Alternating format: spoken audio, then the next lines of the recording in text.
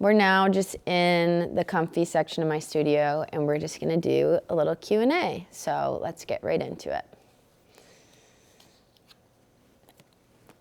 So how has your art changed? This is an interesting question because I feel like my art is always changing. It's always developing. I used to work primarily on primed canvas, and I used to work with very heavy, thick acrylic paints. And now I'm doing a lot more diluted, inky, kind of vibey pieces. So it's definitely changed visually a lot how it looks, and my process has become a lot more loose. Upcoming projects. Yeah, I have an upcoming residency that I'm doing, which is in Sardinia, Italy, which I'm super excited about.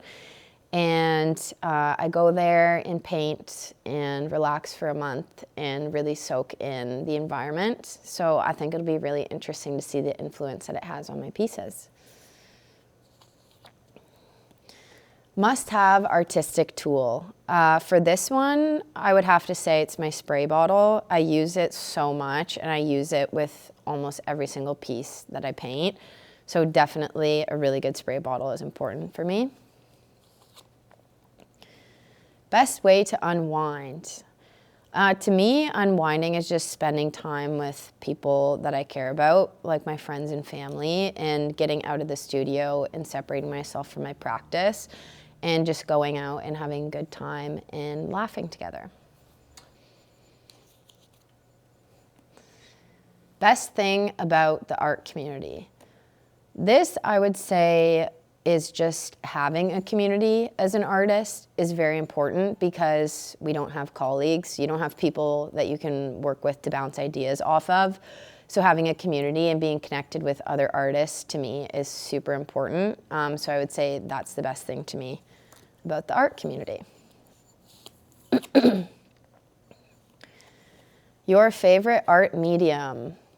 This changes a lot, but right now I would say, well, it's definitely acrylic. Everything that I do is always acrylic, but my favorite art medium right now would probably be acrylic ink, just because it's so pigmented and it's super easy to use and it's really fun to play with.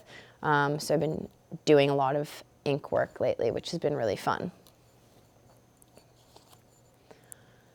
Who influences your creativity?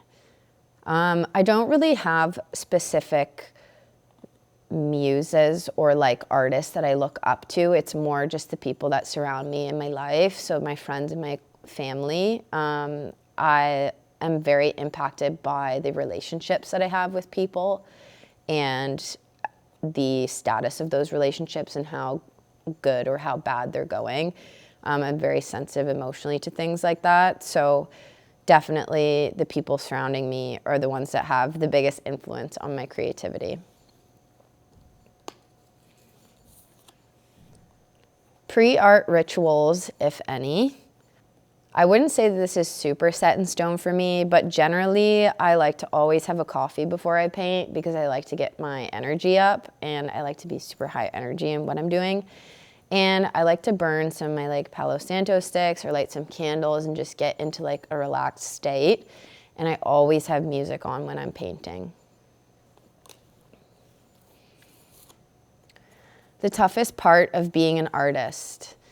I would say for this, it's having to wear like a zillion different hats. I think the painting part is arguably the easiest part because that's what comes most naturally to us. But I think having to learn how to market online, how to ship, how to be an accountant, how to do all these different things is very difficult for someone who naturally is just a creative person.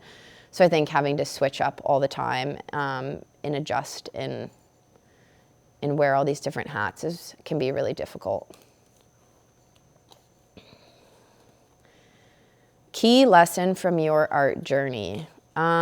This one I would say is just to stay true to yourself and to really produce work that you feel proud of, because that's the work that you're going to show up to and have the most energy in producing and have the most excitement about, if you're trying to create art that fits in a certain genre or in a certain lens that isn't true to you, it'll come across on the canvas and it'll appear disingenuous.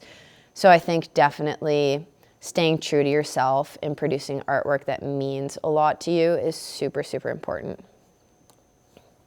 How do you beat creative blocks? To me, a creative block happens either when I'm spending too much time in the studio or when I'm not spending enough time in the studio.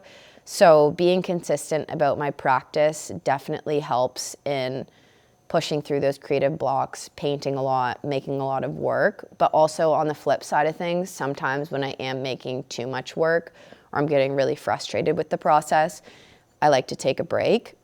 So getting outside of my studio and doing things that are completely removed from art, I find is really refreshing to me and helps me get through creative blocks quite easily. What emotions do you aim for in your art? I aim for whatever emotion comes from within me that day authentically. So I'm not necessarily walking up to a piece and being like, I want this painting to be super happy, and then trying to make a happy painting. I like projecting my internal emotions onto the canvas. So whatever emotion I'm feeling that day is what one I want to come through my art and what one normally will, because it's hard to avoid when you're an emotional painter. Go-to color palette. I don't know necessarily if it's a color palette, but I always like working in warm colors. I just gravitate towards them a lot more than I do cool colors. So reds, oranges, siennas, yellows, anything in that family of color. Best environment for creating. This, for me personally, is in solitude. I get distracted super easily by other people, and if I feel like people are watching me, sometimes when I paint, I'm not able to focus because it becomes more a performative thing than it does me actually just getting lost in the process and moving with my body, not worrying about being judged or being perceived. So definitely in solitude with good music and good vibes. Childhood art memory. This one for me would probably have to be, I mean, there's so many because I did genuinely paint at a really young age and just like to play with painting and making stuff and building things. But a memory that definitely stands out to me would be making things in my grandma's basement, because we would always go to her house when we would get babysat and we would make all these super fun crafts together. So I feel like that really allowed me to realize how fun art was and how much it could be a hobby for me at that time. And I just have really fond memories thinking about those times. How do you title your pieces? This for me is very intuitive. I like to title my pieces based on what I'm feeling in the moment, and I like it to be a kind of elusive, mysterious title that is kind of just giving away a little bit towards what the piece means, but not super obvious. So I like them kind of being vague timestamps on what I'm going through at the time.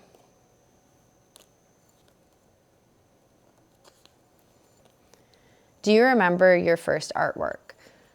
I have done a lot of art throughout my life, but I definitely remember my first abstract painting. This was a piece that I painted almost entirely with my hands, and it was because I wanted a painting for my condo, and I just decided to paint over someone else's painting that I found at a store and just gave it a go. And ever since then, I started abstract painting, and yeah, I still think highly of that piece. Dream exhibition location. Honestly, there's so many. It is genuinely super hard to pick, but I love Paris as a city, and I have always been super connected with it, so I would absolutely love to have an exhibit there. or I know that I have a lot of clients and a lot of interest in my work in Australia, so I would definitely love to have an exhibition there at some point too. And the last question, favorite part of creating? For me, it is the tangible aspect of it. I really like creating something with my own two hands and being able to see the physicality of what I've created. It's a lot more rewarding to me than like editing a picture online, which can be very fun, but making something with my own two hands and then exchanging that to have value to someone else is super, super rewarding. And that's it. Thank you so much for tuning in to this little Q&A.